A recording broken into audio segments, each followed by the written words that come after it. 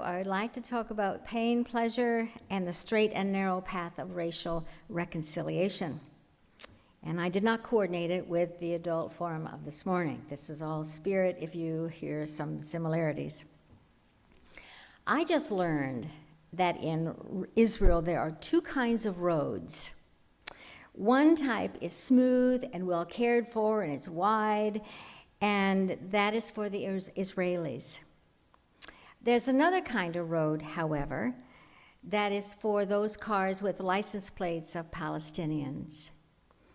Unlike the former, these roads are rough and rutted and not well cared for. Same country, different paths. One path is full of privilege, and one tells us who can be forgotten. Today we're going to focus on Matthew 7 as Jesus is talking about two spiritual paths. I'm going to read this from the King James Version because this is how I learned it as a child. This was translated in 1604, so that's how far behind we were.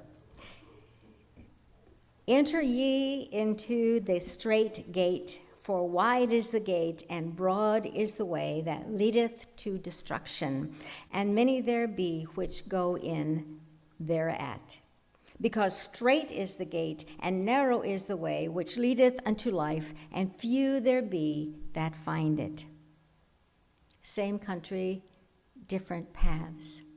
One chosen for its easy route, but which leads to destruction, and one that is far more difficult that leads to life. Now, perhaps it's because of the King James and all the THs at the end of the words, but I really didn't hear that destruction part. What I thought that meant was I had a heaven-focused Christianity. And that meant that we were the ones who were going to lead to life that was heaven, all right? Because we had the good sense to find the right church and believe the right things about baptism and communion, et cetera, we were going to heaven. Thank goodness I am on the right path, I thought in my youth, because I've got the right church. Whew. Okay? But now we're going to read a later translation, the New Revised Standard, and maybe we can hear things a little bit differently than I did in my youth. Enter through the narrow gate, for the gate is wide and the road is easy that leads to destruction, and there are many who take it. For the gate is narrow and the road is hard that leads to life, and there are few who find it. The road is hard that leads to life. That is not a happy thought. And so we're just going to ask ourselves if we really want to be Christians today. Right? I had signed up for heaven. I had not signed up for a hard path. That's not particularly good news, actually, that it's going to be difficult. I prefer to stay on the easy path that is the road, and not choose the road less traveled. So the narrow, difficult path leads to life, not necessarily heavenly rewards. So the gospel is not about finding the right church. The gospel must be about something else. And I was confused, because if you choose the path of Jesus and the church, and the right church that is, then you're supposed to be happy, right? And everything's supposed to be cool. Nope, not according to Jesus. Confusion. We heard that on Transvisibility Sunday. We heard that the road traveled by trans people, those who do not fit into a gender binary, is a messy one and a difficult one. On the one hand, they want to be seen as they are, as they define themselves. On the other hand, to be visible can jeopardize their life or well-being. And besides, some people don't fit in to any of those categories of trans woman or trans man, but someone who's simply fluid and transient and fits in both places, or none of them, perhaps in a third place. That's messy. But it gets messy not because of them. It gets messy because of us as a culture have set up the rules that pigeonhole people in one place or the other place, and then we shame and ridicule people who don't fit in to the rules we set up. It's messy, and it's not comforting news to be in that category. It's important to remind ourselves that deciding which road we're going to take is a choice. It doesn't just happen. The question is, do we really want to be Christians? Because it's a choice. So just what is this gospel that is the narrow path? And while the good news is that it leads to life, the bad news is it leads to difficulty, right? But the good news is there's life on the other side. And I'm going to suggest that the pleasure part of my title is that when we take that narrow path, that is where we come home to ourselves. That is where we experience our authenticity the most. But the church has a story that before you get to resurrection and life, there is Good Friday and the suffering that we have to go to. So let's examine the verses that follow in verse 15 to learn what the Christian life is about. So Jesus is going on after he's set up the two paths. Then he says, this is New Revised Standard, "Beware of false prophets who come to you in sheep's clothing, but inwardly are ravenous wolves. You will know them by their fruits. Are grapes gathered from thorns or figs from the thistles? In the same way, every good tree bears good fruit, but the bad tree bears bad fruit. A good tree cannot bear bad fruit, nor can a bad tree bear good fruit. Every tree that does not bear good fruit is cut down and thrown into the fire. Thus, you will know them by their fruits." So, on this narrow, difficult path that few people find, the way we're going to know which path we're on is where the fruits are to be found. That is, what kind of fruit are we or they bearing? The actions that are being done, the reputations that they develop, the consequences of their lives. The destruction at the end of the easy path is the result of not bearing good fruit. You just chop that tree down. So what I want to do is I'm going to shift gears, and we're going to hear that passage again, but this time in the latest translation called The Message. And hang on to your hat. Remember, this is Jesus talking. Don't look for shortcuts to God. The market is flooded with surefire, easygoing formulas for a successful life that can be practiced in your spare time. Don't fall for that stuff, even though crowds of people do. The way to life, to God, is vigorous and requires total attention. Be wary of false preachers who smile a lot, dripping with practiced sincerity. Chances are they're out to rip you off some way or other. Don't be impressed with charisma. Look for character. Who preachers are is the main thing, not what they say. A genuine leader will never exploit your emotions or your pocketbooks. These diseased trees with their bad apples are going to be chopped down and burned. Verse 21, I love this. Knowing the correct password, master, master, for instance, isn't going to get you anywhere with me. What is required is serious obedience, doing what God wills. I can see it now at the final judgment, thousands strutting up to me and saying, Master, we preached the message, we bashed the demons, our super spiritual projects had everyone talking. And do you know what I'm going to say? You missed the boat. All you did was use me to make yourselves important. You don't impress me one bit. You're out of here. That is from the Message. That is the destruction of the broad path, put in modern-day language in our culture. Now, right now, there is a reckoning in our culture about race. Jim Wallace calls our racial history and all that enslavement is America's original sin. But South Africa also had a reckoning 25 years ago as well, and when they did away with apartheid. Apartheid was the heinous segregation of 90% of mostly impoverished African populations by a small minority of white privileged people who controlled all aspects of life. According to Jim Wallace, in his book, The Soul of Politics, he notes that after most of the political activists in that country had been murdered or imprisoned by the white leadership, religious leadership emerged, and with strong political work by these religious and humanitarian activists, apartheid was finally defeated.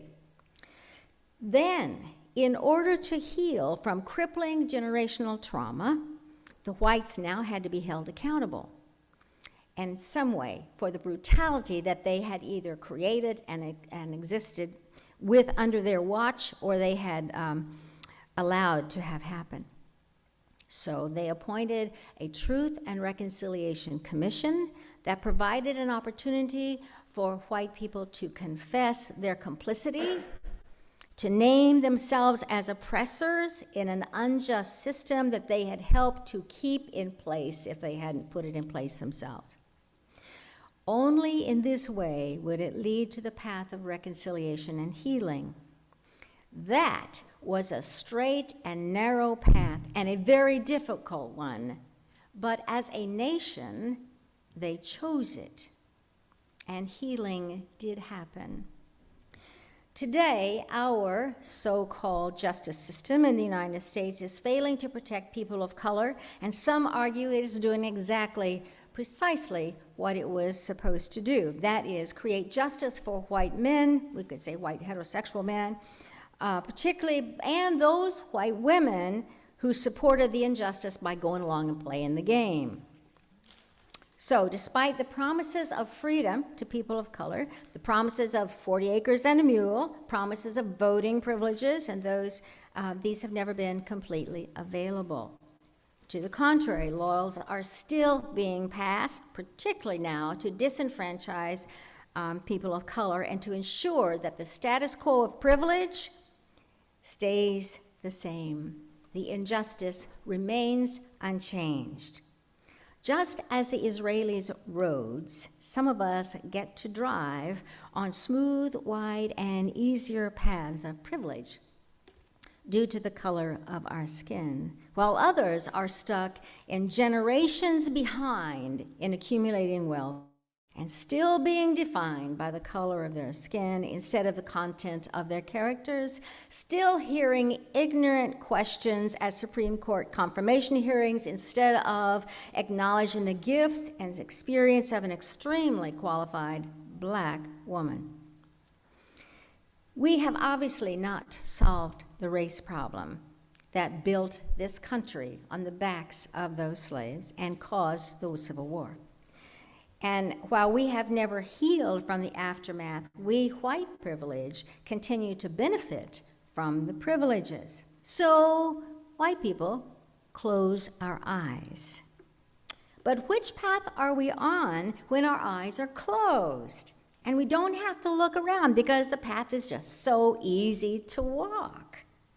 It's the wide path to destruction. Those on the wide path are sleepwalking. And the path goes slightly downhill, so it's easier, and it ends in destruction when Jesus says, "You're out of here." But the path to life, the road less traveled, leads us toward life. This life comes when we answer the questions, can we love like Jesus loves? Can we live as Jesus lived? Can we speak as Jesus spoke? Can we always be guided by the golden rule? Can we treat others as we like to be treated? Can we follow the basic principles of loving our neighbors and our God as we love ourselves? Yeah, this is difficult. It's a difficult path. And on this path, we cannot be asleep. I must open my eyes to the ways I continue to participate in racism, whether through my own ignorance or my reliance on my white privileges that allows me to exclude people of color, even when I don't mean to exclude them or don't know I'm excluding them. No wonder this path is narrow. Not that many people want to do that kind of work. It's not fun. And it's hard to be happy doing that kind of difficult work. It puts us in close proximity to suffering. Who wants to do that? Open my eyes and confess my white privilege, my own complicity? Do I want to see the pain of others or the pain I've helped to perpetuate or that I even benefit from? Truth and reconciliation is difficult work, folks. Ask South Africa. So it is so easy to live for ourselves.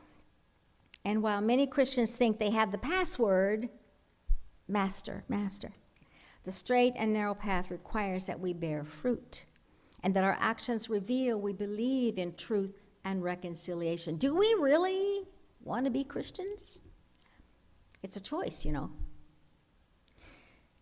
In actuality, however, there are no two roads, contrary to Matthew's easy distinction. For this reason, I turn to science, and neuroscience in particular. The oneness and the unity of humanity, even human and animal life, is clear in neuroscience. In the book, The Bonobo and the Atheist, Franz de Waal says that in science, empathy runs from body to body.